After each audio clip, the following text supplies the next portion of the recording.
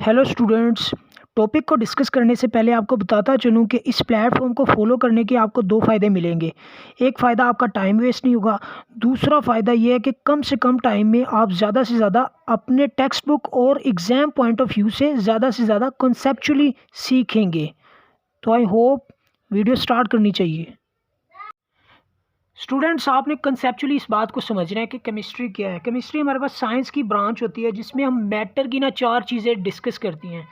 एक composition, structure, properties और reaction. किसी भी मैटर की जब कंपोजिशन, स्ट्रक्चर, प्रॉपर्टीज़ और रिएक्शन को स्टडी किया जाएगा तो वो हमारे पास केमिस्ट्री होगी।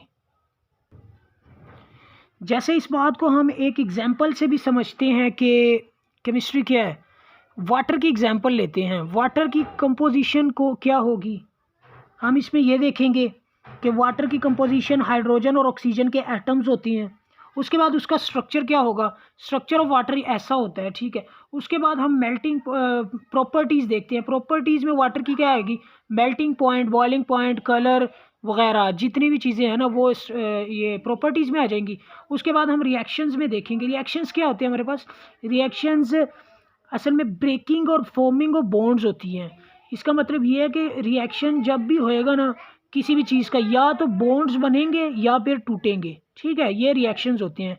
तो ये एग्जांपल थी उसकी केमिस्ट्री की कि केमिस्ट्री हम, ये एक मैटर है हमारे पास जैसे H2O मॉलिक्यूल, तो उसकी हम किन किन चीज़ों को, कंपोजिशन, स्ट्रक्चर, प्रॉपर्टीज़ और रिएक्शन, इन चीज़ों को जब हम स्टडी करेंगे ना तो वो हमारे पास केमिस्ट्री कहलाएगी। तो आई होप आपको इस बात की समझ आ गई होगी कि केमिस्ट्री क्या होती है with example. Thank you for watching.